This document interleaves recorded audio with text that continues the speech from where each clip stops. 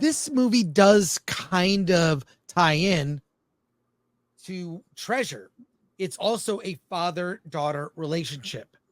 It's about a construction worker that somehow gets cast in the lead of a play of Romeo and Juliet.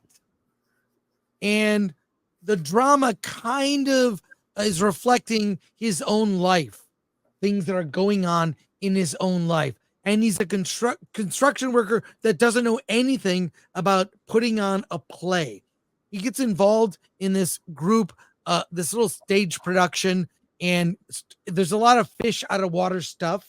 Mm-hmm. His daughter is very enthusiastic and knows a lot about acting and being creative.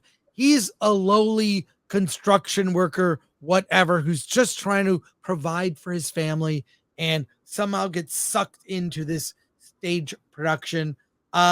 Again, I almost feel the same way I felt about Treasure. I don't regret that I saw it, but I can't recommend it.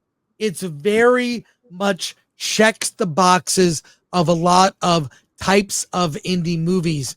It's a guy going through something in life who makes a dramatic change. I'm doing a stage play. I'm cast as the lead. Originally, he was just a bit player. Now he's the lead of the play. He's Romeo. And an older woman is cast opposite him, an older Asian woman. And they kind of they're like, it's Romeo and Juliet. You can cast whoever, which is fine. And it's this little production.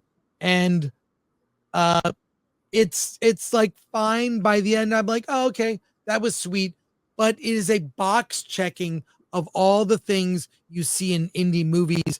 A character who has a very sort of a life that's very much, just waking up and doing his job, that has a dramatic change that changes him and his relationship with his daughter. And there are hugs in the end. Aww. Now, do I regret seeing it? No, I like father-daughter stories. We need more strong fathers presented positively in film. So on that, I applaud this movie. But it's good. It's good. But again, not like a rush to the theater and see it. So if it's on streaming, you see it there, pop it on, and it's all right. It's just I don't know if you can see in the quote there, but it says, "I don't regret seeing this Chris Gore film thread." No, it's just we see a lot of indie movies, and just as there are like cliches or tropes like in mainstream movies, a lot of indie movies also have tropes and cliches. Yeah. And those should be reserved for indie films and not for big budget, big studio films. That's the thing. There's nothing wrong with it, but it's just seen it before, maybe seen it done better.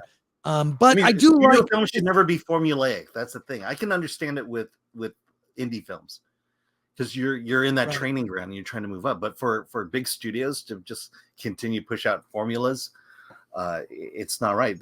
I'll say this: if you want to see a movie about acting, about unlikely people going into acting, in limited release right now is Sing Sing, starring Coleman Domingo. It's a story of an acting program in Sing Sing prison, and much better and much more inspiring. And it's a true story too. So there are plot twists and elements that are real. But there is something to the thing that worked was, I'm a construction worker. What am I doing in this play? First, he gets involved and it's like, all right, this is fine. I'll be a bit player. This is a fun recreational thing to do. Then suddenly he's the lead in the play trying to remember lines. So that worked, but it's just okay, I would say. Yes, I don't regret seeing it.